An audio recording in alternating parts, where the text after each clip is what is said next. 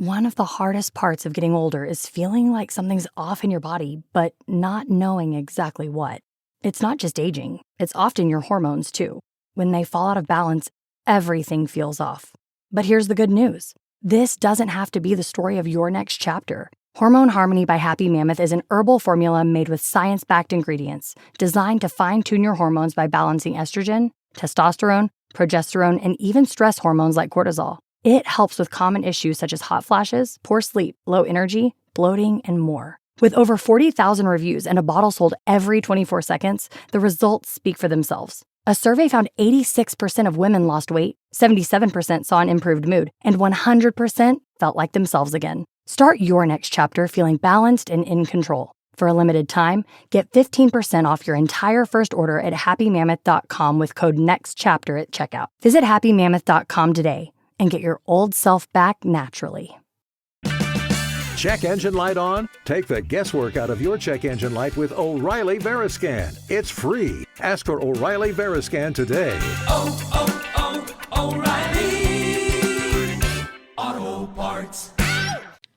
Coming up on episode 278 of Wheel Bearings, we've got two electric Mercedes SUVs, the EQB and the EQS, the Mazda CX-5 Carbon Edition, a new Zagato-built Alfa Romeo Giulia short wheelbase coupe, an updated AC Cobra GT Roadster, the 2024 Hyundai Kona, and our favorite cars of 2022. All that and more coming up next.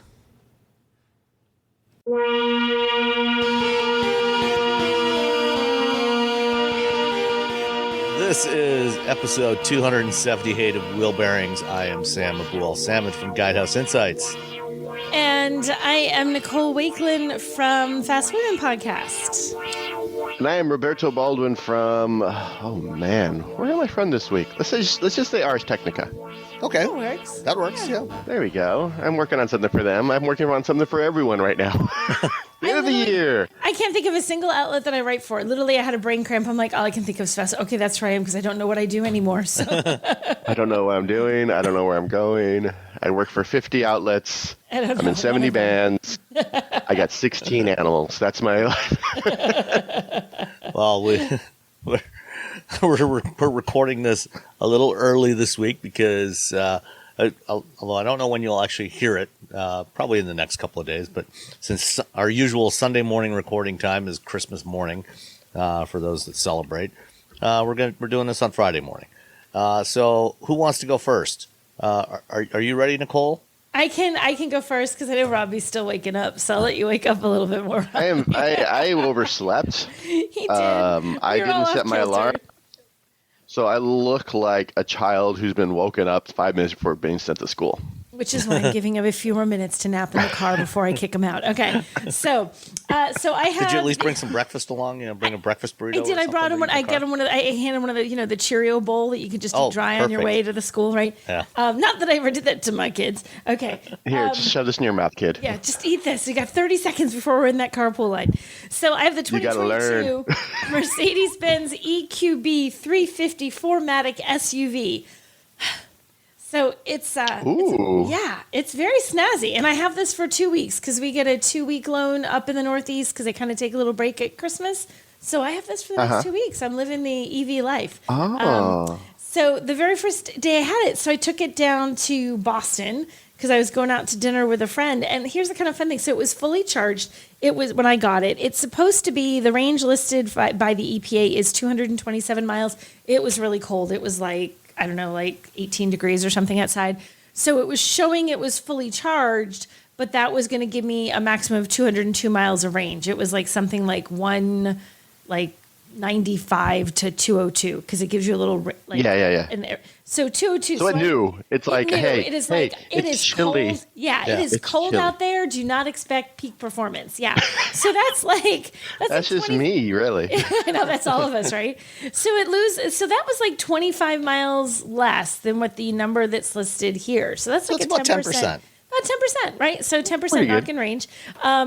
Did fine, and I have to admit, so on the way back, like I drove into the city, I was driving around a bit, I dropped my friend off, I come back, and I only had about 47, 48 miles of range when I pulled back into the driveway, and I was getting antsy. I'm like, oh my God, it's only 40 miles of range. It was like, I get range anxiety, like nobody's business.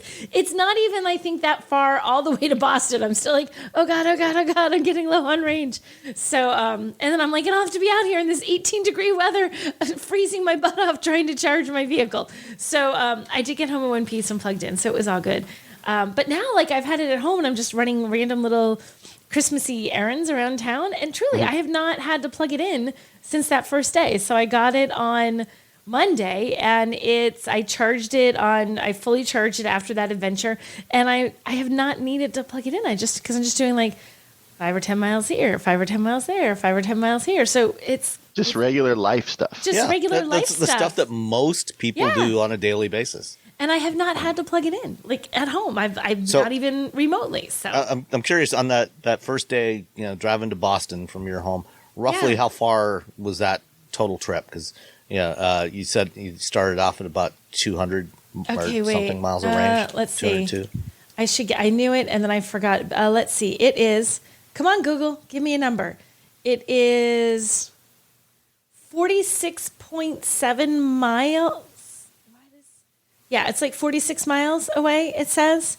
So it's 46 and 46, so it'd be a little over 100 miles round trip. And then we were driving around and I had to drop off a friend. So I added a little bit just driving around the city and also a little bit. So let's say 110, 115 miles. Yeah, about 115 miles. And it showed you about 200 roughly to start with? It was like 202 was what it showed me when I got in the car. So, and you had 47 left. So...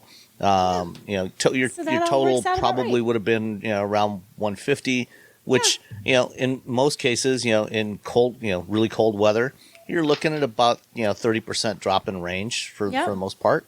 So that sounds about right. It tracks, right? Yeah. So it was about right. And now it'll be perfectly fine because it's pouring rain and 55 degrees and windy.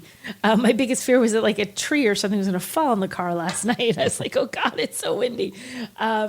So it's fun driving around. I mean, it's a Mercedes, so it has all the Mercedes kind of look and feel to it, the quality, the style, the lights. Everybody who sat down in this car, the ambient lighting in this car is a little crazy. Like the vents are one color and the lights along the dashboard are set to be another color, and whoever was in it before has it changing colors, so it's not staying blue or staying. And I get it, I'm like, what is happening? It's a disco, okay? It's a rave. It's a car rave. It's a rave inside the EQB as I'm driving back and forth, but super comfy. It's weird, and I was talking to Sam about this before the show. So it has heated seats, which are an option that are heated front seats are $1,000 for these heated front seats. $1,050 to be precise, according to my handy dandy Monroney. It does not have a heated steering wheel. But then I'm like, wow, that's weird. I feel like if you had heated seats, why would you not have a heated steering wheel? But then there's also, we've decided there must be a couple of chips or something that they could not get for this particular EQB, because in my list of options, I was glancing down and there's 2 negative numbers. I'm like, wait, they're giving me things and taking money off the price? No, there are things that are missing that I can't quite tell what they are. And we tried to Google the codes. We couldn't figure it out. But there was a $100 credit for one set of codes and a $700 credit for another set of codes. So we're both kind of wondering, like, I wonder if one of those things is whatever makes my heated steering wheel heated or whatever. Because so clearly it's missing $800 worth of standard equipment that Mercedes would have credited you back if you had purchased this exact one. Presumably because they couldn't get whatever they needed to make those standard features standard. Does your car have the LED logo projectors from the mirrors? The puddle lights? No, it does not. I don't think it does. I was trying to remember. Maybe that's another item that could be too. Because that should be standard, it looks like. I don't think it had I don't remember seeing puddle lights when I walked up. I feel like my person I was driving with would have commented too, and she did not, because she always thinks puddle lights are the fanciest thing ever, and she didn't notice them either. So Nikki would have been like, "Look at the fancy lights." She'd have said something, and she didn't. Oh, it looks like the heated steering wheel is a $250 option. Is it? So that wasn't it. So somebody who would equip this with the heated seats and not the heated steering wheel? Well, who would do that? Nobody would do that, Sam. That's stupid. I'm not arguing with you. I'll tell you about my Mercedes in a second. Uh-oh. Does the EQB that you have the third row seats? I don't think so. No, it doesn't have a third row. Because I mean, the EQB is not a huge vehicle. No, it's like it's the smallest that Mercedes has now. Yeah, it's a small crossover-y SUV. I mean, it says SUV, but it's small SUV. It's not huge. I mean, when my husband sits in the front seat at 6'3", and he pushes the seat back to have enough leg room, so his knees aren't mashed against the dashboard, there's not a lot of room left for whoever's sitting in the second row. Like, my daughter can sit back there, but it's not roomy. Like, I think 6 foot behind 6 foot would probably find that uncomfortable. But you can pay $1,250 to get more seats in the back in the cargo area. Which I can't even imagine another set of seats in that. I didn't even know a third row was an option in this, Sam. Yeah. That would be squished. Do you have the 4MATIC, the all-wheel drive, or the? Yes, I do have the all-wheel drive. Yeah. Okay.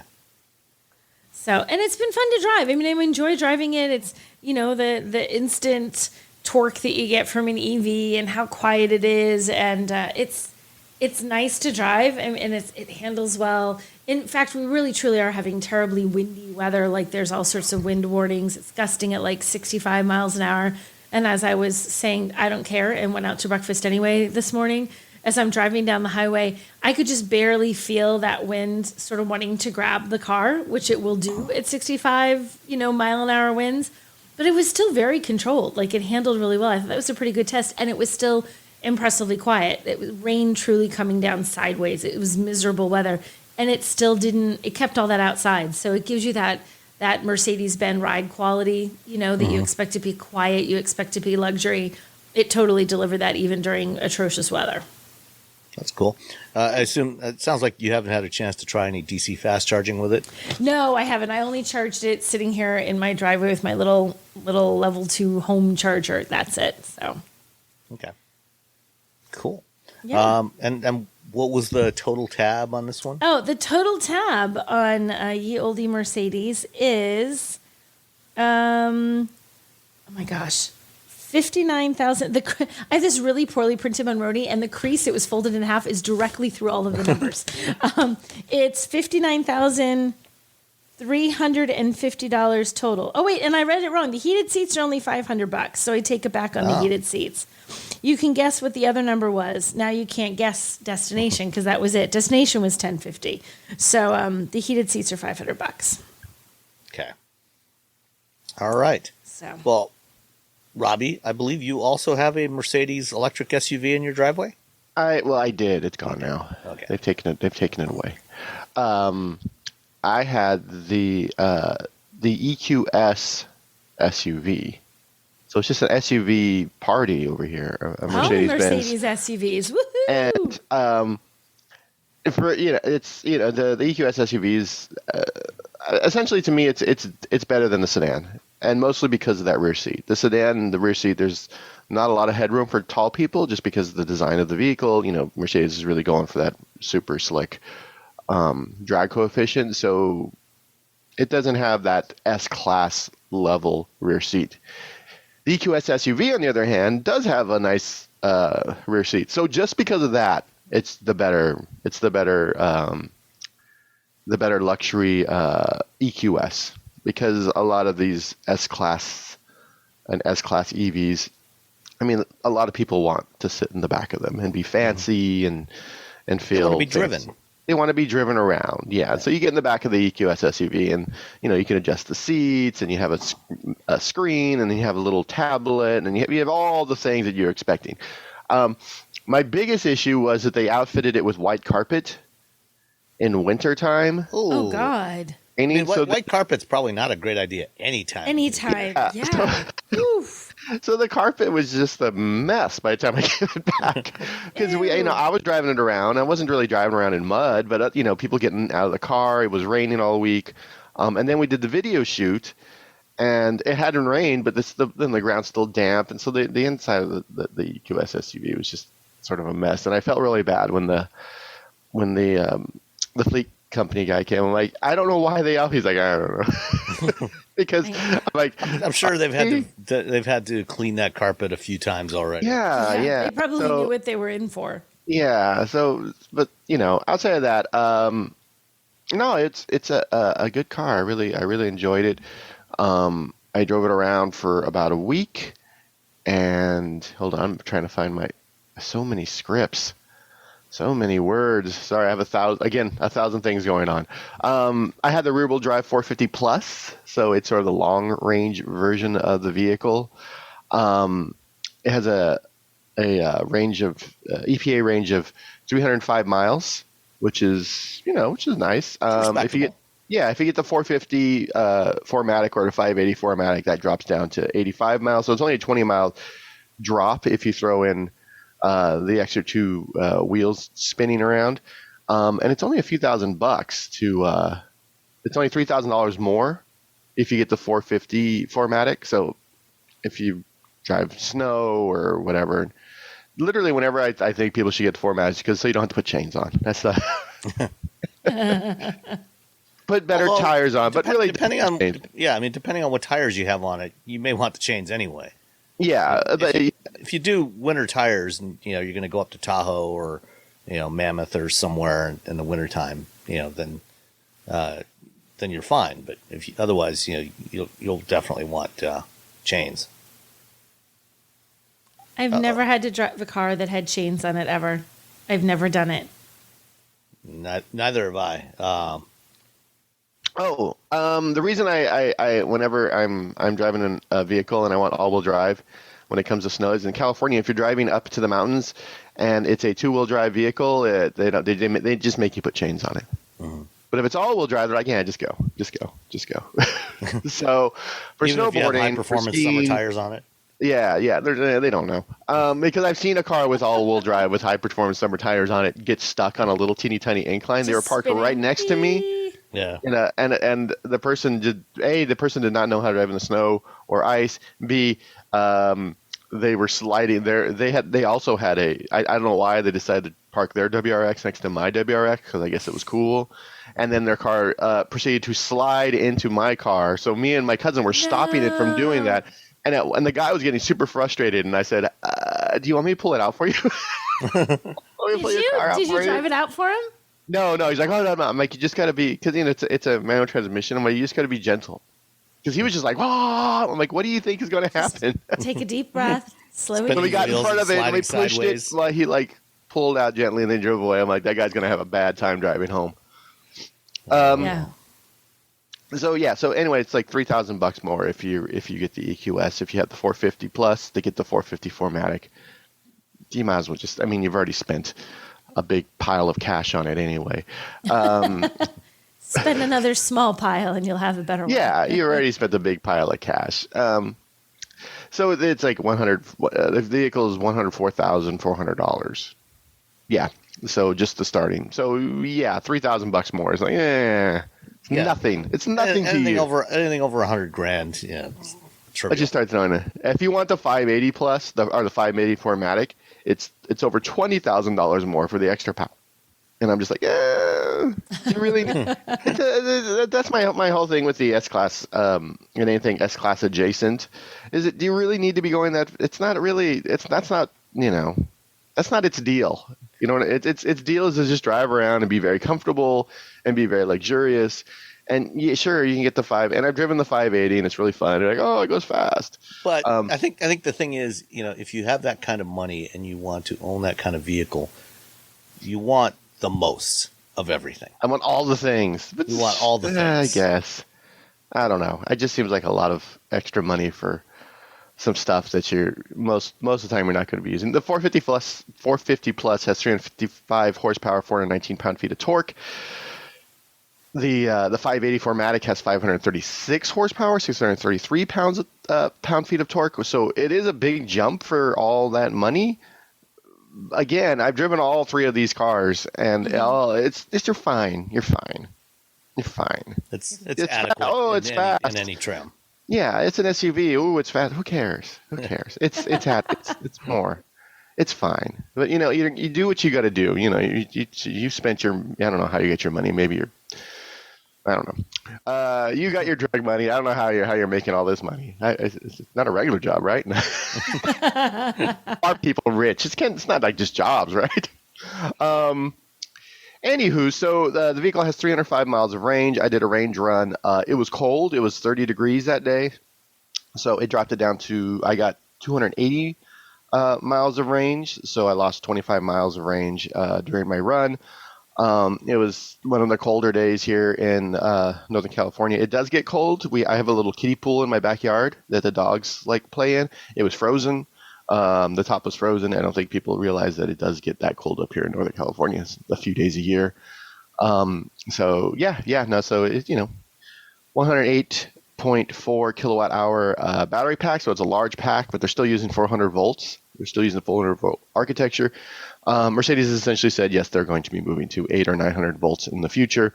That said, they are really pushing that 400 volt architecture to the limit. They have it'll charge at 200 kilowatts at a compatible DC fast charger. Mercedes says it'll go from 10 to 80% in about 31 minutes.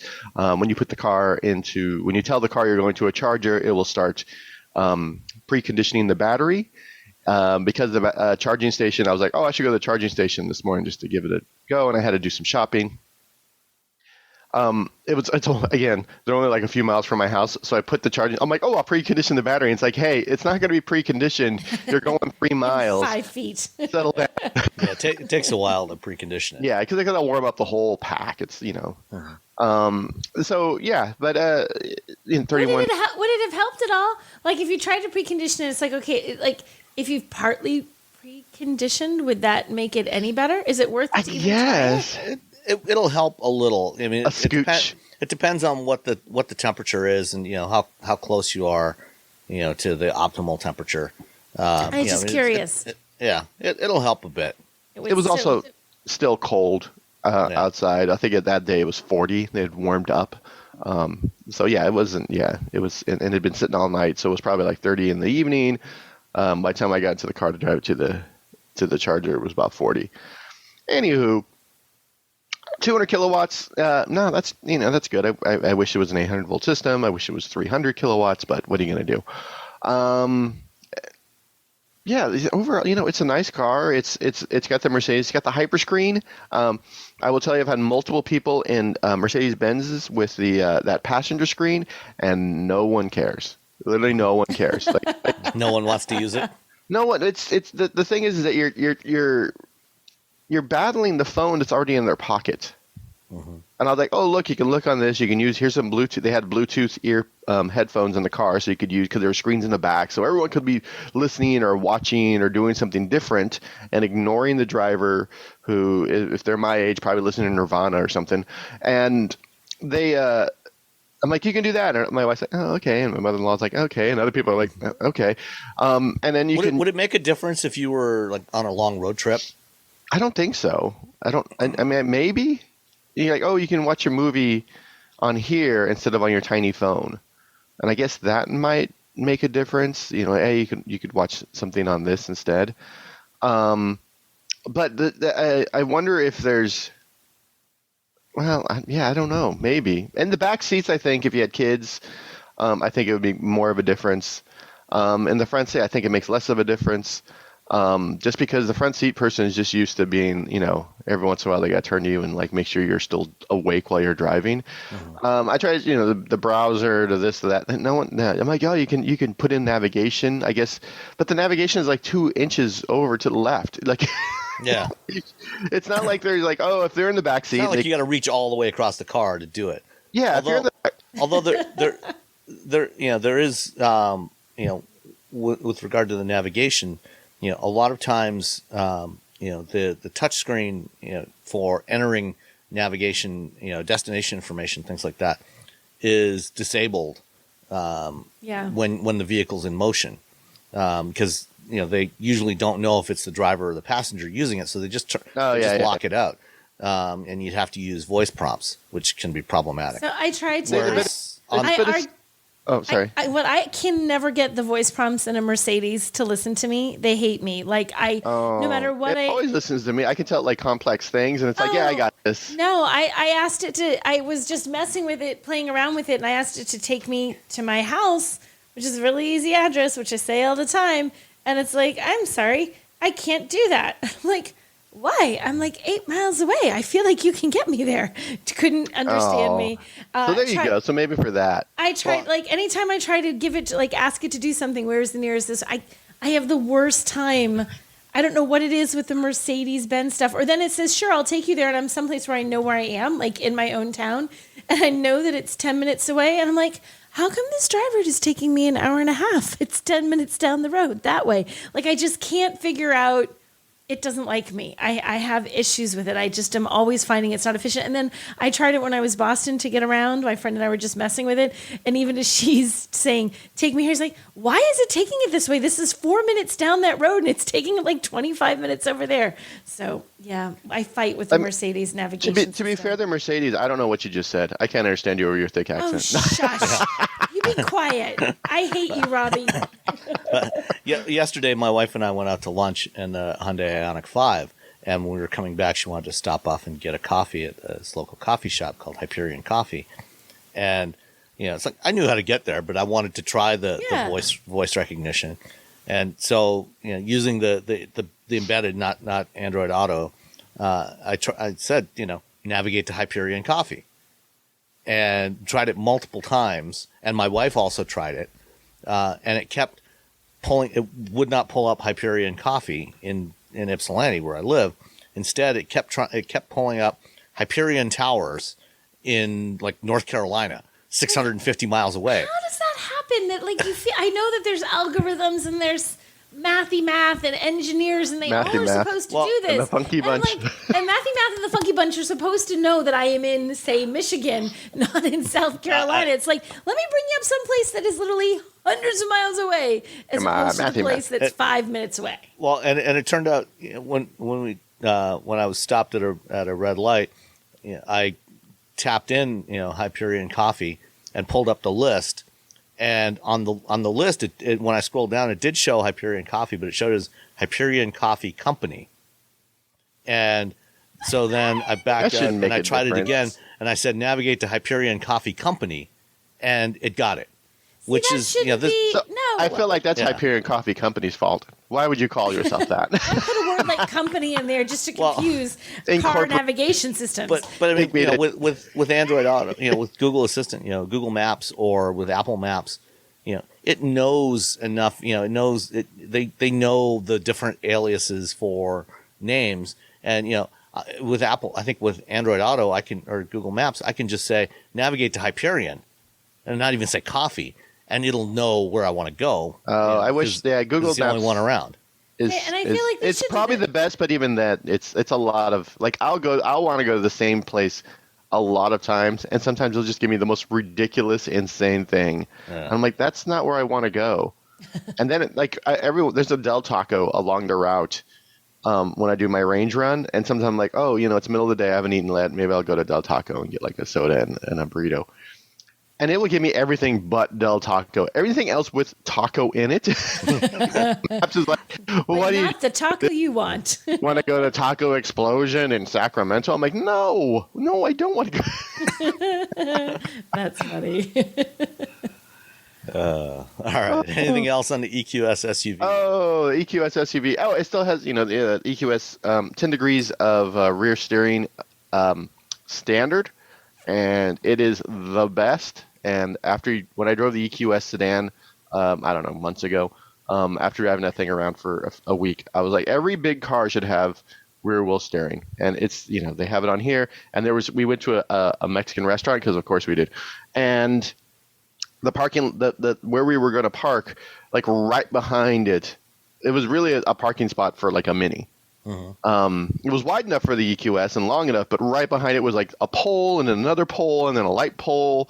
And when we pulled into it, there was no one parked next to it because it was a handicap spot. And we left, someone was in the handicap spot. And if it had been a regular SUV, I'd probably still be there trying to like pull, a 70-point turn, trying to pull it out.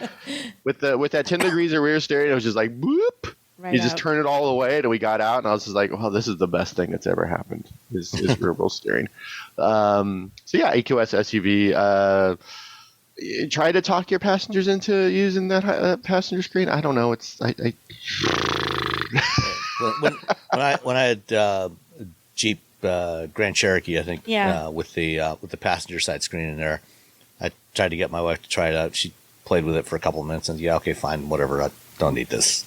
My husband thought it, and kids both thought it was really cool. They were like, "Oh, there's a screen." I'm wondering. Did they like, yay, excitement, and then like a few minutes later, they're like on their phones. No, my husband was like totally messing around with it like the whole drive, and then I was like, "Stop." Yeah, but your husband's an engineer. He is. Okay. We gotta. But one child is studying to be an engineer, and the other one is in creative writing. So even the creative writing one, who's not like an engineer, spent half her time fiddling around with the screen too. So I don't know. They liked the little screen. I just wonder if these passenger side screens are going to be like 3D TVs, and there'll be a fad that for 5, 6, 7 years, you couldn't buy a TV that didn't have 3D in it, and then they just disappear. I kind of think you're right. Even when they're fun to play with, I think part of why they were playing with it was the novelty of it. Like, I never had a screen sitting in the front seat, like the passenger side.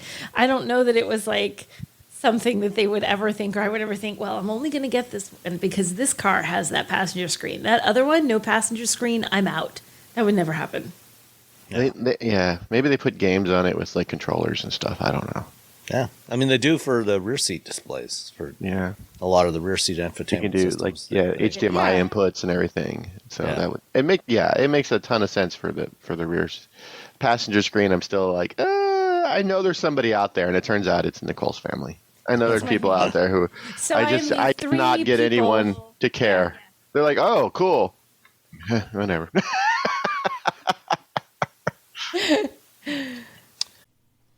Smartphones have gotten way more expensive over the past decade, and all it takes is one impact on a hard floor to make you wish you had spent a few bucks to put a case on it.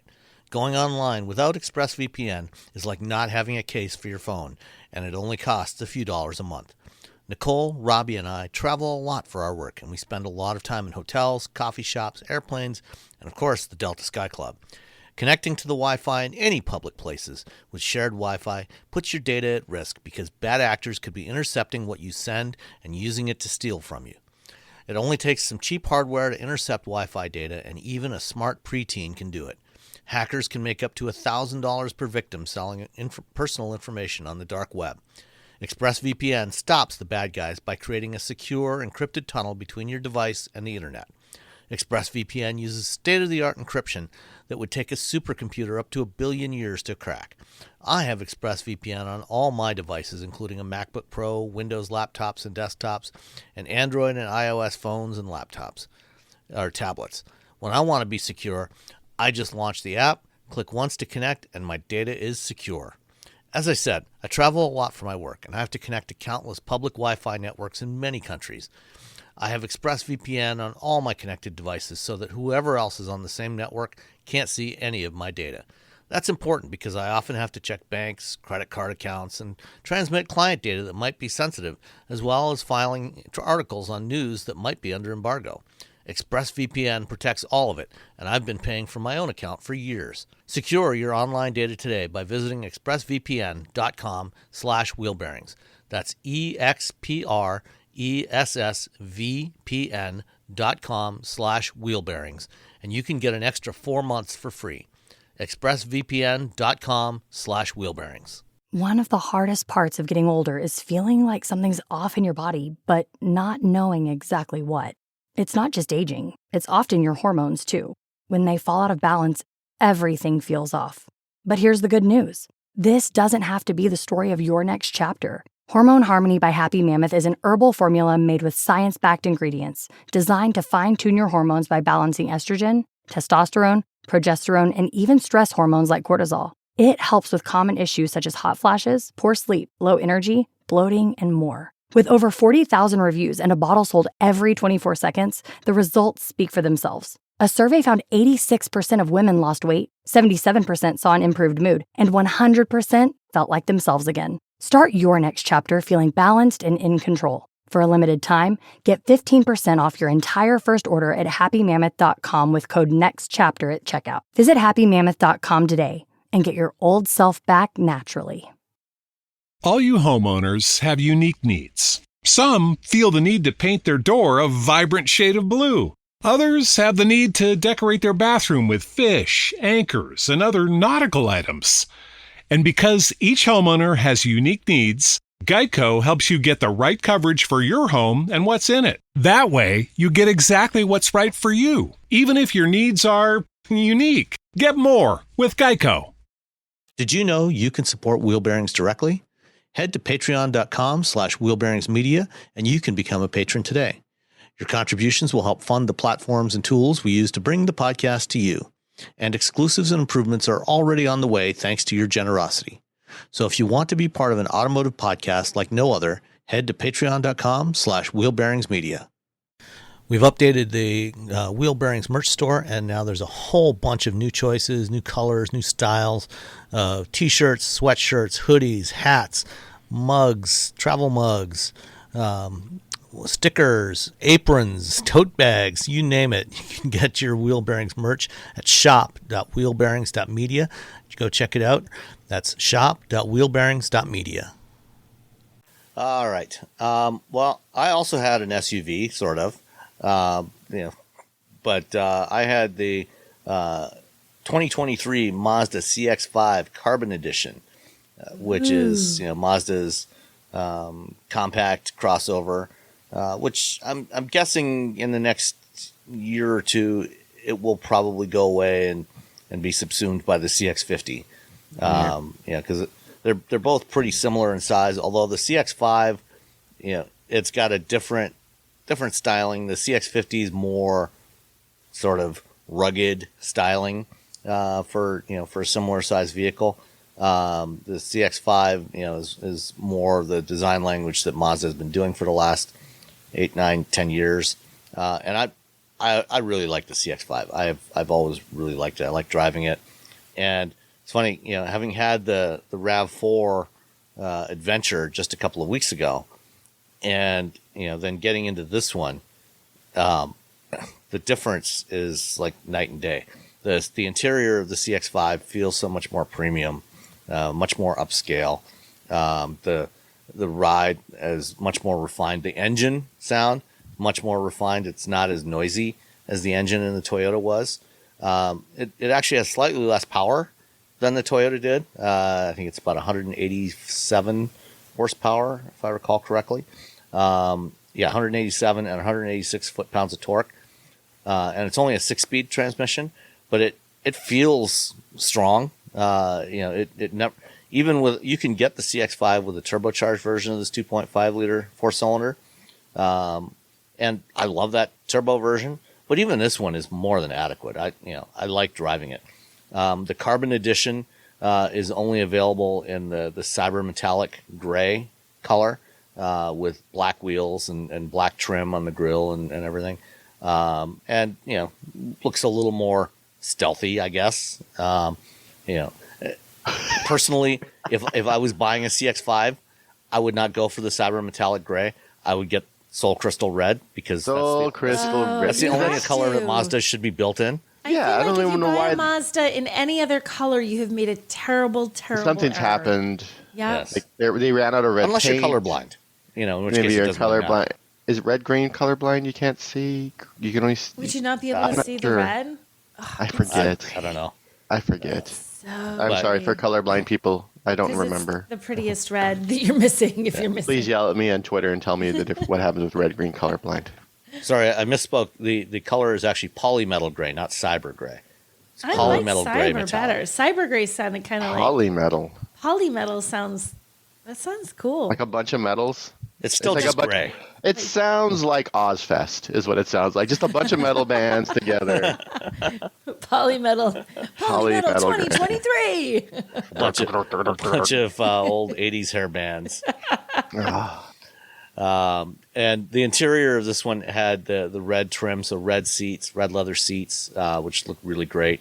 I just really like driving the CX-5. You know, it's a great vehicle. If you want something, you know, in a compact crossover, you know, I think this is a fantastic option. You know, I think it's one of the best looking vehicles in the segment, outside and inside. I think the only real complaint that some people will have is the absence of the touchscreen. For me, it doesn't bother me. Oh, sorry. Yes. Yes, I will take that criticism. I want a touch screen, but yeah, otherwise I'm with you, Sam. I love that car. Yeah. It's a nice little car.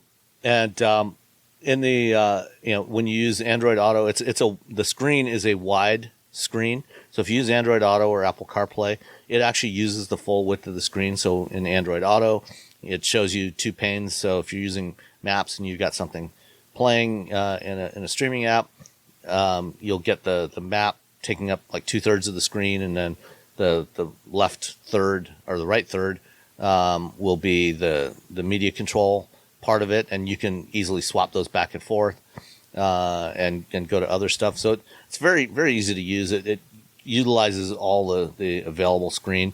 One thing about Mazdas that we've talked about in the past, when you do connect a phone and use the projection system, it actually disables the built-in voice recognition. So in most vehicles, when you connect your phone, if you press the voice button on the steering wheel and just give it a quick click, a normal click, it'll bring up the embedded voice recognition system. And then if you press and hold for a second or two, then it'll bring up either Google Assistant or Siri, whichever phone you're using.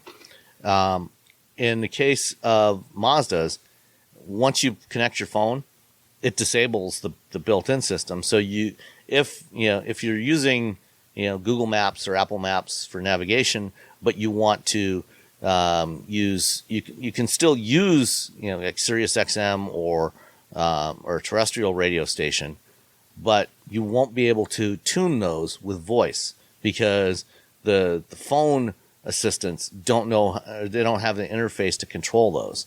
So if you want to change to a different station in Sirius XM or on the radio, you actually have to do that manually with the controller on the center console.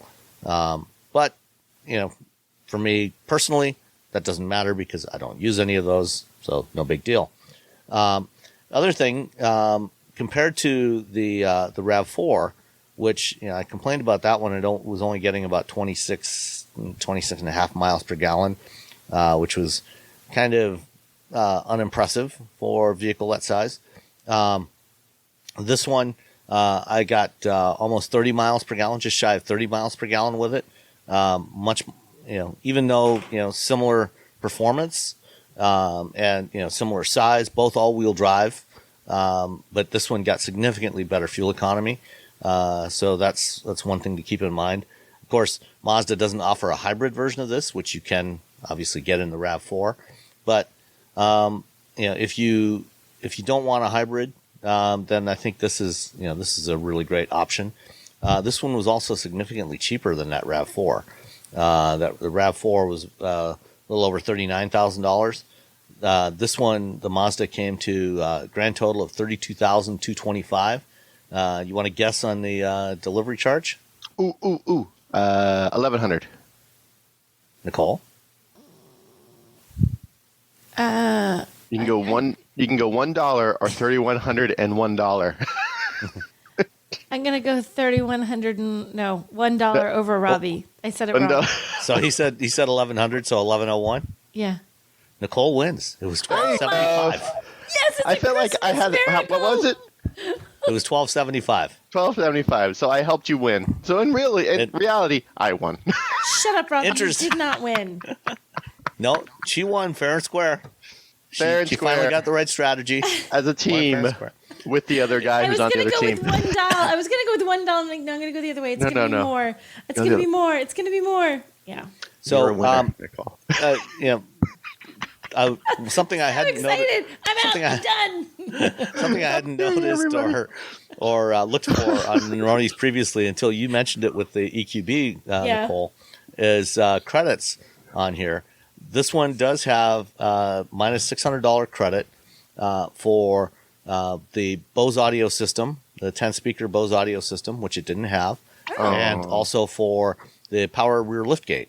And I was a little surprised that because the key fob actually has the button for the power rear liftgate. Oh, and it wouldn't open. It wasn't opening. What's wrong with this thing? And that's a bummer though, because that's a trick. Yeah. Faking you out, man. So the standard power rear liftgate was not there. It just had a manual liftgate. And then it just had the standard audio system, not the 10-speaker Bose, which is supposed to be on the Carbon Edition. So they knocked $600 off. So again, these are things that they're doing because of the chip shortage, and they're putting in whatever they can, and they're having to make decisions about what features to leave off if they can't get the right chips. So $32,225 all in for the 2023 Mazda CX-5 Carbon Edition all-wheel drive. Which is great, except it's the wrong color. Yes. All right. Speaking of different colors, this week there was a new Alfa Romeo that popped up. It's the Alfa Romeo Giulia short wheelbase Zagato. Zagato being an Italian design firm like Pininfarina and Bertoni and others, and they've got a long history working with Alfa Romeo, doing special editions, doing limited editions. And they are building 150 examples of the Giulia coupe, Giulia short wheelbase Zagato coupe with the GTA M V6. So basically taking the Giulia chassis, which is outstanding, reducing the wheelbase a little bit, putting a fabulous looking coupe body on it in this lovely shade of green. It's gorgeous. And 535 horsepower or 533 horsepower twin turbo V6 with a 6-speed manual, which you cannot get in any other Giulia. They don't sell them with manual transmissions, but you can get this one with a 6-speed. And they're only building 150 of them. What do you think? I think it's gorgeous. It is so pretty. I wish I had 150 of something money. Oh my gosh! Look at the grill. The way the Alfa logo is on the grill. The way they put it, that looks really cool. People, this is a beautiful car. It looks fantastic, and they should make more than 150 of them. Yeah, they should. Because then people would be like, because then we could drive it. We could totally then we could totally Other people would buy this. Okay, look at the detail on the side view mirror. Do you see a little Italian flag that's like underneath the mirror? It's like on the side view mirror. It's flat, but the little pieces, it's got the Italian flag, the colors of the flag, just like sitting there underneath the mirror. Yeah, so the arm coming off the door that holds the mirror is green, matching the body color, and then you just got this little strip of the Italian tricolore, the green, white, and red. Yeah, it's a nice little detail touch, and it looks like a carbon fiber cap on top of that. Oh my gosh, this is beautiful. I want this. Look at all the green details inside. Did you look at the interior of this thing? Yeah, no, it's fantastic. And the seats and the Googly Moogly, this is gorgeous. Yeah. Googly Moogly. It's gorgeous. What is that from? What's Googly? Oh. How do you spell that? Great Googly Moogly. It's a rapper. Googly Moogly. Is it? I don't know. I just say that. I've said that. I've long used that as a phrase for something that I just think is just amazing. That or amazeballs. That's my other go-to. Sadly, probably none of us, except maybe Robbie. Oh, actually, you know what? Maybe you and Eileen can get one of these for the Mille Miglia next year. It wouldn't qualify because it's not.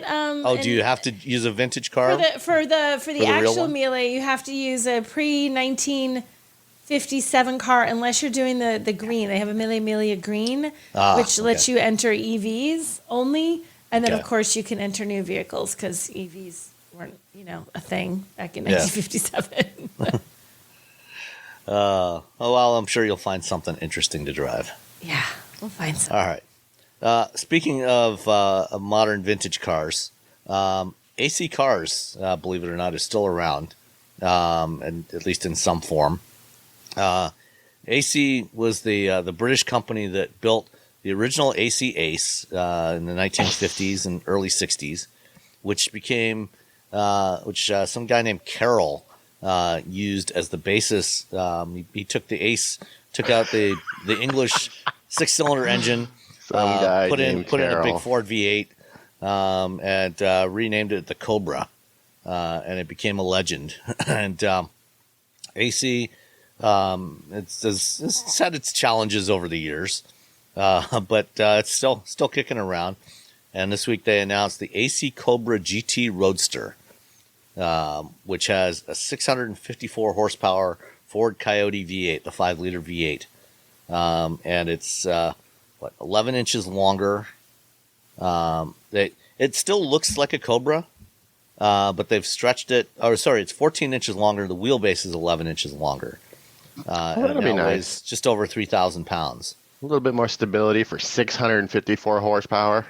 Yeah, just a little extra. And these no word on U.S. availability yet. And We're going to build 12 of these. Yeah, the images they've dropped, these teaser images, it's sitting in shadow. There probably won't be very many of them, and they'll probably be ridiculously expensive. Yeah. But if you could afford it, would you want one? If I could afford it. If I could afford it, nah, probably not. There's a bunch of other cars I'd probably take it. Yeah. I do that Alfa that we just saw, the Zagato, the green one, the great Googly Moogly car. I'd take that first. Okay, Googly Moogly. Yeah. I mean, if I just had money like laying around, you're like, Nicole, you want one? Here, you got tons of money. You're Midas, sure. Yeah. Throw that sucker in the garage. But I don't know that I would seek this one out. Would you? Maybe. I don't know. I have to sit in it. It's a roadster, so who knows? Who knows if I'm going to fit? Yeah. My head, they made it a foot longer. Can Robbie get in it? Yeah, but still, this step doesn't one, mean can Robbie actually get they made into it the longer, car? probably for the engine and for other things. Full of British engineering and electronics, which those are just going to fail. I don't know. I suspect that aside from the engine management system, AC is probably going to keep that stuff to a bare minimum on this thing. Okay. Well, in that case, if there's not going to be a lot of stuff that they can mess up, then I'm down. Okay. One other brand new vehicle was revealed this week. The 2024 Hyundai Kona. The Kona. Yeah. And guess what? It's bigger. Bigger than 6 before. inches. Yeah, 6 inches longer. It's just like the AC thingamajig. It's longer. The Cobra GT. Well, it's the same thing. Now the Kona is basically, I think, pretty close to where the previous generation Tucson was, because the new Tucson also got significantly bigger. Everything's getting bigger. Everything gets bigger. So the Kona is now where the Tucson was a year ago or 2 years ago. So the Venture next year will be the size of the Kona. The venue? Venue, sorry. Yeah, the venue. Yeah. Not the Venture. Venture? Wait, what? The Venture, the venue. I'm still half asleep. What do you think of the styling of this new Kona? I'm very angry because I have a Kona and it doesn't look like this. So, I mean, it's going to be another probably 10 months, 8 months before this thing is available for regulars to buy. But still, come on. I like how it looks. I think it looks Yeah, I good. like how it looks. It looks better than my Kona. And so sorry. I'm going to send an angry letter to Hyundai. Like, how dare you after I have one already? How dare you? How dare you save a better design for not mine? 6 inches? Does that mean there's more room in the back? They don't give us a lot of information. Well, that is really the one downside of the current Kona is the back seat is pretty tight. I can fit my dogs in there. Yeah. A German Shepherd and then a tiny German Shepherd. But if I had 6 inches more, I could probably get a third dog. I don't know. You get a whole nother dog in there. I love that you're measuring in dogs. That's a third dog. Everything in our and my family went from my wife wanting something fast, fun, and with a manual transmission to will the dogs fit in it? That's it. That's the big switch over in the family. So we have the BRZ for the fast fun thing, but now we have the Kona. So she, it's cheaper to drive around. It's an EV. We feel better about not destroying the planet as much, and of course it fits the dogs. But of course, when the ID Buzz comes out, then we're lining up for that thing. We're like, oh, we can put the dogs in it. We can take it somewhere. Is that your big next one? You're all about the ID Buzz? We're all about the ID Buzz. It's vehicle to load. Oh, we can do vehicle to load. We can use the battery when we're not driving the car. Oh, man, it's going to be so great. I think I talked to my cousin who has a Model 3, who, by the way, everyone hates. They don't hate it. They just don't really. It's just not. They're not fans of them. They like to drive it, but no one else likes to sit in it because it's not a comfortable car for passengers. And I remember my cousin being very excited about buying the Model 3, and then he had it, and now it's his wife's car, and he drives an Outback, and he loves his Outback. He's just like, I just want a car. Yeah. So I told him about experiment. Yeah, I told them about the ID Buzz, and they were just like, oh. They got very excited about the fact that it was a van, and they could do all this stuff with it. They don't have their kids are all moved out. So I don't know. I think when they visit, they're very excited about the fact when the kids visit and they pick up family, they can throw them all in the back of the ID Buzz and cruise around. Well, apart from the increased size, Hyundai hasn't given us a whole lot more detail about this new Kona, except that it's going to be available as an EV again, as a hybrid and with a gas engine. And interestingly, they say that this time they designed it first as an EV, so presumably they packaged things a little better. They haven't given any details, is it using the eGMP hardware or just an update of the current Kona EV hardware like the new Niro does, because the Niro doesn't have the 800-volt architecture. Yeah, it's still the old architecture. And we don't know what's going to be in this Kona, if it's going to be 800-volt or 400-volt. But from a design perspective, it looks like they've taken bits of the Tucson, the new Tucson, and also some elements of the Ioniq 5, because it's got the pixel lights in the front and in the back, and the slim horizontal running lamp across the front and the slim horizontal tail lamp across the back, and then some other lights in the grill, pixel lights in the grill. That's only for the EV. So I'm looking forward to seeing more of this thing. Yeah, because they have to. I think they need to stay in that $34,000 or $35,000 spot, or they start edging up against the Ioniq 5. So giving us like a year or so and not telling us what platform it's on is interesting. Yeah, but the fact, EV first is very. I mean, it's just smart. Because we still have to build gas cars, but as an automaker, we know that EVs are going to start. There's going to be more and more people buying EVs, and if we want to continue to be efficient, which the Hyundai Motor Group is with their vehicles. When it comes to their EVs, they're very efficient compared to a lot of other vehicles on the market. We gotta make sure we continue to be efficient with a larger car that Robbie could put more dogs in. He needs at least 3 dogs, guys. Get on this. 3 dogs. So we're not getting another dog. We got 2 dogs. We got 3 cats. We're fine. I think we're good. But just in case. Just in case that third dog comes along. Just in case my wife's like, oh, look at this dog. And I'm like, we're not getting another dog. And then she shows me the dog. And then 2 days later, I'm like, I'm in love with this dog. He's my best friend. Which is what happens. All right. One last thing before we answer a couple of listener questions. We're coming up to the end of 2022, and got a question for both of you. Oh. Of the cars that you've driven this year, what were your favorites? One, just to drive, and what was your favorite that you would actually want to own? Oof. Oh. This was not in the show notes. I was not prepared to have to answer this question. Taycan right there. Favorite cars of 2022. Oh, it does. I just saw own. Kona. I missed that.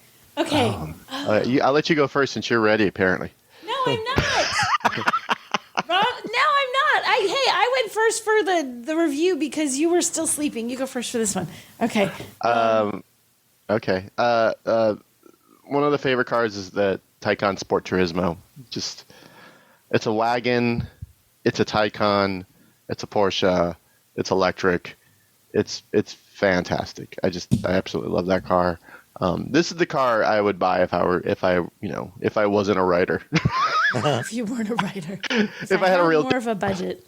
If I had a real job, if we had more patrons. Yeah, everyone sign up, become patrons, and then every week I'll talk about my Taycan Sport Turismo, and I will do whatever videos, I will do TikTok dances, whatever. Yeah, if we get the Taycan Sport Turismo. Some other car, I really love the EV6 GT. I drove that last week before. It doesn't matter. It's to me, it's like the Taycan Sport Turismo baby. It's like a baby Taycan Sport Turismo. It's more quick, affordable Sport Turismo. Yeah, it's quick. It doesn't handle it quite as well because it's not a Porsche and it's not over $100,000. But for the money, you're getting a lot of fun in an EV from Kia. Again, that's the GR Corolla. I really love GR Corolla. The GR86, the Toyota GR86, which is essentially, because I haven't driven the BRZ version. That's really, it's one of those. They're essentially the same vehicle, except for there's a little bit different tuning. The BRZ is supposed to be a little bit tougher to drive than the GR86, which means I probably would want the BRZ, to be honest, because that's the kind of idiot that I am. I like a challenge. And what else? And the Ioniq 5. I've had the Ioniq 5 a couple times, and every time I'm reminded how much I love that car. And that's the one that will. If we weren't getting the ID Buzz, we're probably getting Ioniq 5. One of those is probably going to be the vehicle we'll actually get. But Taycan Sport Turismo, just hands down. It's weird. I'm looking at the cars that I drove this year. I literally just pulled up my giant list of vehicles driven, and Well, you have a list? I have a list. I don't even have. I just have to remember. I have a list of all the. Actually, it's the spreadsheets, my billing spreadsheet, so I know who I'm billing for what as a freelancer. So I know what I drove because I look at this list. You're a genius. And I don't have that. So see, that's your problem, Robbie. You actually have to bill for all that work you're doing. You got to bill. Then you can afford bill, that Sport Turismo. Right. If you actually bill, that's the next step. Don't just write it, bill it. I drove a lot of really good cars for different reasons that I really liked. Like, I'm going back. Like, this one is from June. Like the Cadillac Escalade V Series. That was stupid, crazy fun. That great big beast of an SUV that just sounds ridiculous and is just super fun to drive. That was super fun. I love that one. The F-150 Lightning. That's a great truck. Like driving around the F-150 Lightning, I enjoyed that. And I'm with you, Robbie, on the EV6 GT. I know we just drove that, like you said, a week and a half ago.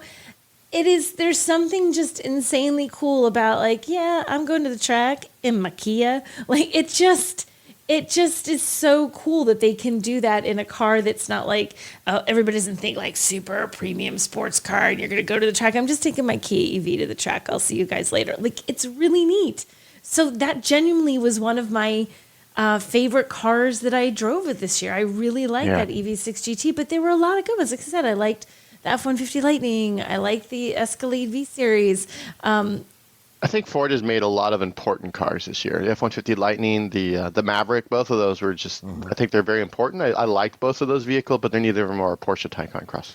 Well, we had, and the Bronco, the crazy Broncos were this year too, right? Didn't the Bronco Everglades and the Bronco Raptor, were those both? Yeah, I had the Bronco Raptor. I'm just like, all right, fine. But it's like, it's like kind of like, that's stupid. No one needs that, but it's so cool. Like that. But it's not my favorite car. That's yeah. I think, it's ridiculous, and I could drive over, I don't know, children and houses and small countries with it. But I'm just gonna go like full like Mad Max when he gets that. So if you're getting this, if you're gonna get that, it is a Mad Max vehicle. It's a Mad Max vehicle sans flamethrowers. You throw some flamethrowers, some spikes on it. I believe those are available in the official accessories catalog. Right. Yeah, you throw some flamethrowers, some spikes on it, and you're ready for the post-apocalyptic world, where essentially you're going to have to find a friend who can refine gasoline for you. But because you're going to need a lot of it. You're going to need a lot of gas. Like, I remember just it being in my driveway. next to my other cars, and it was just like just towering. It was just ridiculous. Yeah, it's like a monster truck. And then I drive that, and then I immediately get in my BRZ like to do something else, and I'm like, Yeah, there were good cars this year. There were big ones. My favorite ones were big cars, except for the Kia EV6 GT, which I just thoroughly. I even just like the regular Kia EV6. Like I just like it's a good that. car. It's a good car. They just made it good. They took a good car and they made it bonkers. They made it gooder. I was gonna say gooder. Your bonkers is gooder. gonna go with gooder. They made it gooder. Yeah. So that might be one of my favorite cars that I drove this year, and one I could easily park in my driveway. Like I'm not gonna buy an Escalade and stick that in my driveway. As fun as it is, I don't need an F-150. But like the Kia EV6, the EV6 GT, I could either one of those. That could be a daily driver for me in a heartbeat. There you go. You could just have a regular EV6 mode while you're cruising around. Then Right, just like regular mode, and then you're in the Target parking lot, and you're like drift mode. Whee! Drop my groceries in the back. I'll just like flip it open, throw the groceries in, slam the Yeah, just slide them out the back. Yeah. Whoosh. Yep.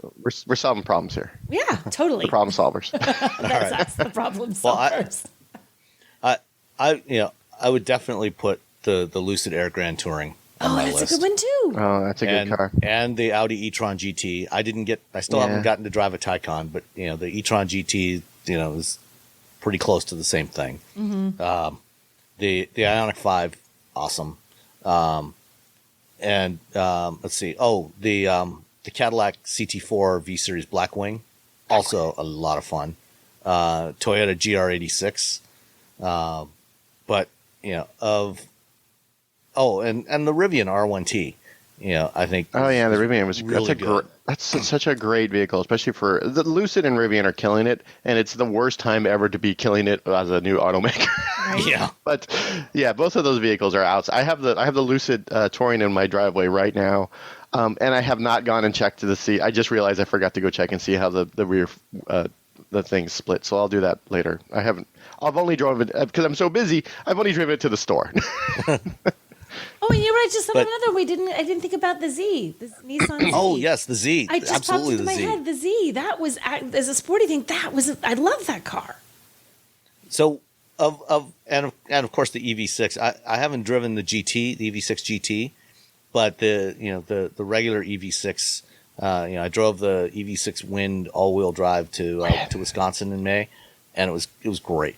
So out of all those cars, if you had to pick one to buy right now, that you could reasonably afford. Oh, that we've at the Ioniq. That would be within your budget, within reason. I mean, you might have to stretch a little bit, but what would you buy out of all the stuff you drove this year? Ioniq 5. We just paid off the BRZ. We have the Hyundai. We could probably get out of the lease on that, and we could buy the Ioniq 5. Okay. It does all the things. It's fast. It's fast charging. Vehicle load. Lots of room. Looks cool. It's the whole package, really. Sort of for the dogs will enjoy it. We'll enjoy it. Everyone's having a good time, and we'll feel like we're from the future. I would drive I'm really torn between the Z would be my second choice, and it's a super close second choice, but I'd do the EV6 GT. Boom. And since I own a Miata, I would take a pass on the GR86 or BRZ, and even the Z. I love the Z, but I would take the regular EV6. I drove the GV60, which is also a great car, the GV60 Performance, which is basically the EV6 GT powertrain with nicer stuff inside. Mm-hmm. But I don't need that much performance, for a daily driver. I think the EV6, all-wheel drive, 300 horsepower, that is just the right balance for a daily driver. It's rear biased, but you still got front wheel drive. You get 300 horsepower, and whatever amount of torque it is. It's got plenty of performance. More performance than I need, on a regular basis. And I think, as we've talked about before, my personal preference, I love I think the Ioniq 5 is a great looking car, but my personal preference leans towards the EV6 styling. And that's why they have both, because, not everybody. So we can fight, but everyone wins. We can fight about which one we like better, but at the end of the day, I do, and I like the pixels. I do love the pixelation, the pixel design that they have on the Ioniq 5 everywhere. The little, I love how that looks. Now you can't keep saying cars that I'm now like, oh, maybe I second guess. Maybe I should. No, you picked your car. That's You already made your pick. It's so hard. There's a lot of it was a good year for That's the thing. cars. It's a good year. You know what? There's some years where you would ask that question. And it's only like 2 or 3 cars you have to pick from because you're like it's kind of mediocre. There were a lot of really solid cars that whatever category they were, whether it was a great big SUV or an off-road vehicle or an EV, or they nailed it for what they were supposed to be. That's why it's hard to decide. Well, is there anything that I guess what would you consider the least impressive car you drove this year? Gosh. It was the give me 2 seconds. I can tell you exactly which car it was. Where's my list? You don't have a list of all your cars, but you have a list of cars you hate? Is that? I have a list of crap cars. No, I'm just kidding. These are the crappiest cars I drove in 2022. Oh, it was the Lexus RX. Oh. It was just so. I got in it. I drove it. And I was like, no. It was. I was like, why? Why? It feels old. It feels like it just doesn't match up to what everyone else has right now. The RX just I was so underwhelmed driving that vehicle, and I was just like, why would anyone get this over literally all the other SUVs, like large, like premium SUVs in the market? It just felt. I don't know. Like, Toyota on one hand has, 2 of my favorite cars of the year, and then the RX is just like, I drove it at the World Car of the Year drive, and I was just like, why is this on the list? It became that's where it ended up being, where I was like, I don't even understand why this car is here. And I know other people like it, but I've talked to other people. I've talked to other people who are like, yeah, I just don't feel like it's not their best. It's definitely, I feel like they're really phoning it in with that vehicle. And because of it, especially, I guess in a vacuum it'd be awesome. But especially when you've driven everything else and you're like, it's not, again, it's not. It doesn't break any new ground. Yeah, it's sort of there. It's a big. I thought it was a big improvement on the previous RX, especially the infotainment and everything. Aside from the fact that it refuses to recognize me when I say, "Hey, That's Lexus." Right. That's your Mercedes. Exactly, your Mercedes. But other than that, it's fine. It doesn't. That's the thing, is that it's fine. It's just not, especially now, it's almost not good enough. It's fine, especially in the luxury world. Yeah. It's fine, just doesn't cut it when you're looking at everything. I mean, in a world with a Telluride, you can't be fine. In a world, it sounded like you were doing in a world with a Telluride. In a world with a Telluride. And everything. You know what? My one of the least impressive vehicles for me, I had 2, and I'm trying to decide which one to pick on. But I think this is the one that was the biggest disappointment. Was actually the VinFast. Oh, and you had to go all the way to Vietnam. I know. Well, it was worth it. I just went to LA. It was like a quick I didn't have to go that hour far. flight. It was disappointing because it just fell so short of my expectations. And that I didn't expect it to be perfect. I didn't expect it to be like, oh my gosh, this is a groundbreaking new, unbelievable vehicle. But I expected it to be better than it was. Like I felt like it should have been better. I still feel like it's not ready. I know they're shipping them to the U.S. and I haven't seen one since they've gotten here supposedly. But I'm still like, really? They're here? Okay. I just felt like it wasn't quite ready. I wanted them to make that car work on that car for 6 more months before they sold it to anybody. I just wanted them to work a little bit more, refine it. It just needed refinement. The bones are good. It needed refinement. The bones are good. I just didn't need it. I felt like it needed refinement, so it was a bit of a disappointment to me. For me, it was the go ahead, Robbie. You just can't jump into the market with just the meh car. Yeah, that's it. Because again, I'm going to give a shout out to Lucid and Rivian. They've come into the market with really great cars, and they're struggling because of what's happening right now. Exactly. And if you jump into the market with a meh car, why would you think you were going to do any better than 2 really, really good cars on the market? That's just it. Like, there's really good cars from new automakers if you want to go that way. There's really, really, really good options out there that are solid, that are great to drive, that you're like, okay, this exceeds what I would have expected, or this totally nails what they said they were going to do. And I'm like, VinFast, you didn't do that. You didn't deliver, and so sorry, VinFast. And then there's the Toyota BZ4X. Oh, that was almost on my list. I haven't driven it yet. Count yourself lucky. It wasn't Talk about it was supposed to be at the World Car Drive. It wasn't. They probably didn't have the new wheel studs yet. As far as I know, it hasn't shown up in the fleet. There's 2 fleets up here. I haven't reached out to the fleet folks over at the other place about it yet, just because it's the holidays. I'm not going to bother them. I'm trying to be a nice person. But yeah, I from everyone I've talked to, I'm just like, oh, just do it. And it's funny because I feel like the Toyota is just like, here's our car. Meanwhile, Subaru, same Fine. car. Like, you want an EV? Here's an EV. Fine. We gave you one. Quit your, you know what? Subaru's like rockets and confetti. They're like, look at our EV. It's such a weird thing to see the exact same car being marketed completely different by 2 different automakers. One of them knows exactly who their owners are. They know that those people are going to be like, an EV. I'm going to go hiking. I'm going to put my dog in it. Like all the things that you do with a Subaru, and Toyota's like, No.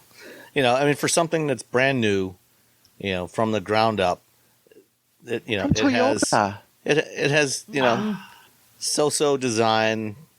It's not great design. It has so-so interior. It has so-so range. The range, compared to like the Hyundais and Kias and others, in that mid to upper $40,000 price range.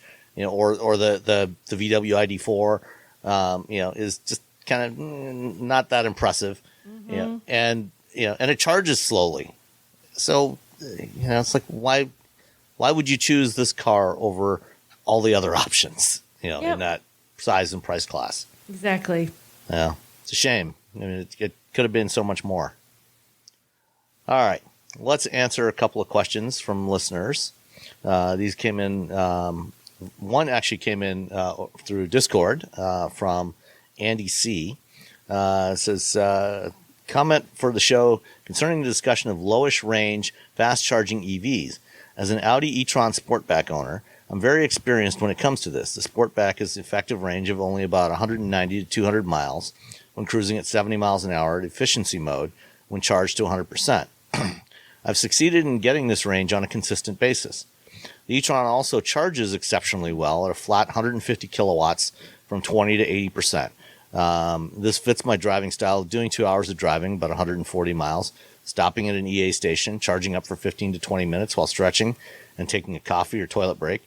The issue is now in charging station anxiety, not range. I've done short trips from the Bay Area to Tahoe and Santa Barbara on a semi-regular basis and down to LA and region about 4 times so far. EA stations in California are getting saturated, and the reliability of these charging stations are getting worse. It's not uncommon to come up to an EA station of 6 chargers, and 3 are broken and 3 are taken up by EVs. I have less concern about charging stations, etc., than the reliability of these stations. I've rolled up on a station and had to wait for a spot to be available.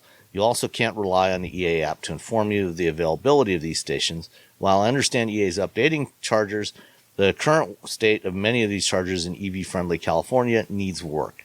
Yes, that's everything accurate. Everything Andy just said. Yes, we're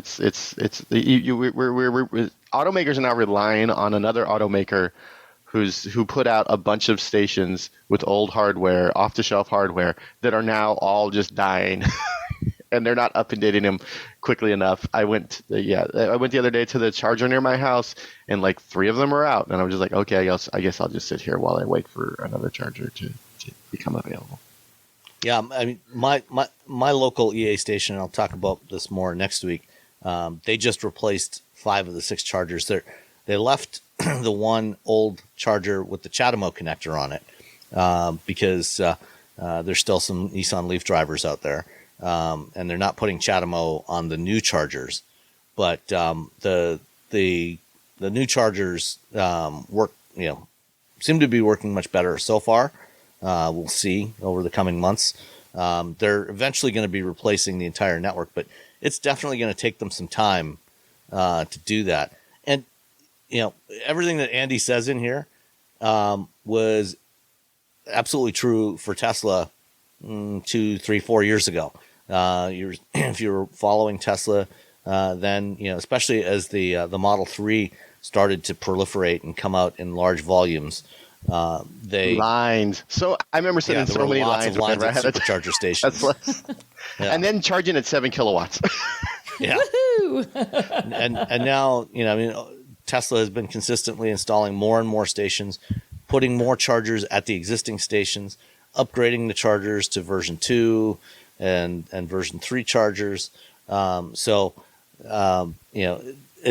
up to EA and ChargePoint and EVgo and other providers to try to keep up. I mean, this is their job now. We're starting to get more and more EVs on the road. I've been seeing more and more EVs around here, around where I am here in Southeast Michigan, and not just EVs from the local manufacturers, from Ford or from GM.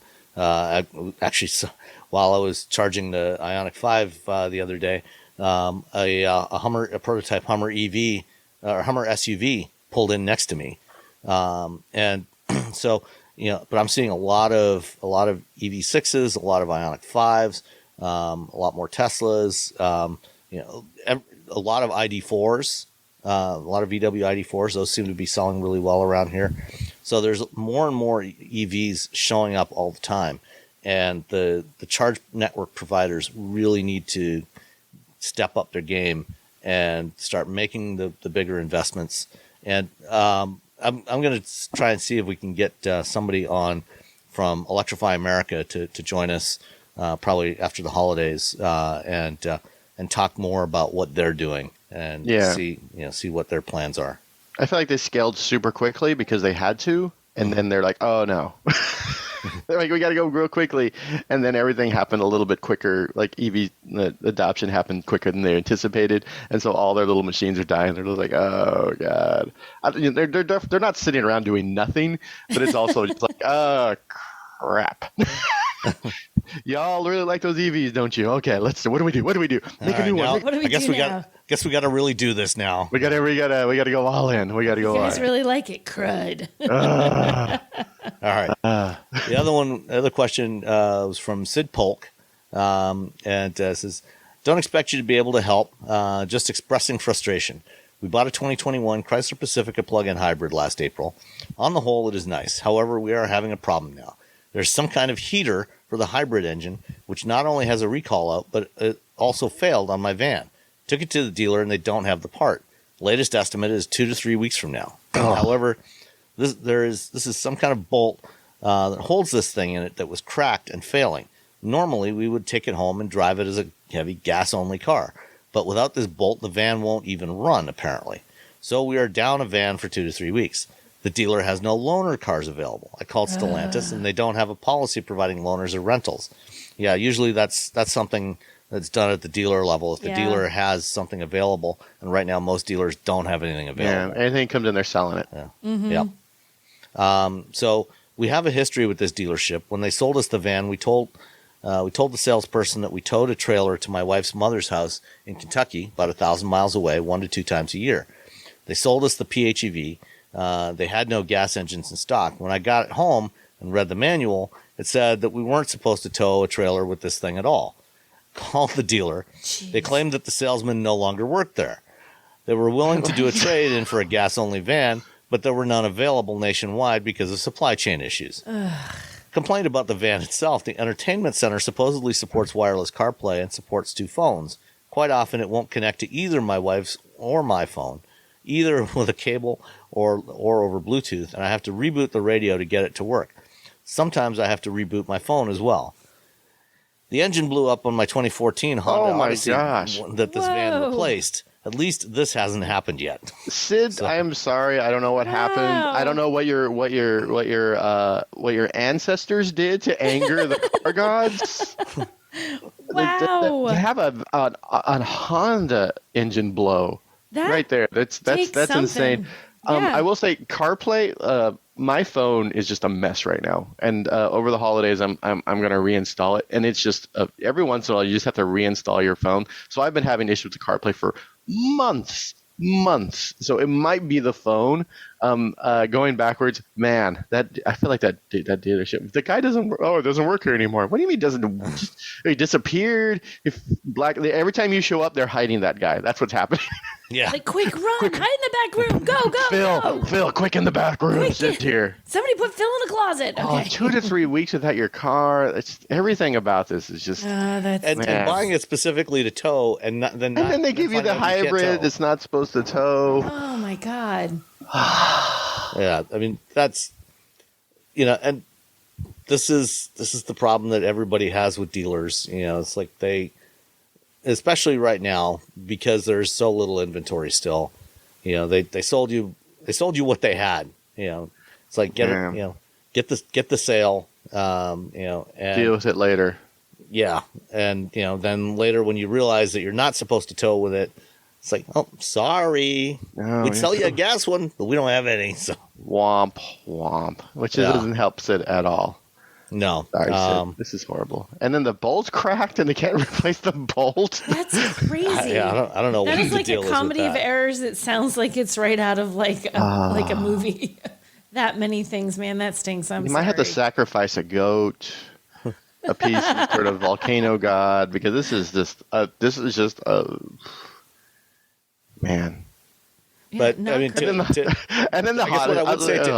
I guess what I would say to everyone out there, not just to Sid, and is if you do have certain specific requirements like the ability to tow, make sure before you go in and put your money down and sign for anything, do a little background research. If you have to, call the manufacturer, or do some research. You can usually find the owner's manuals for pretty much any modern vehicle online, and you can download it as a PDF file, and take a look for those specific features or functions that you need, and make sure what the capability is, either whether you can tow at all or what the maximum tow rating is, because there are hybrids that you can tow with, but they may have a reduced tow rating relative to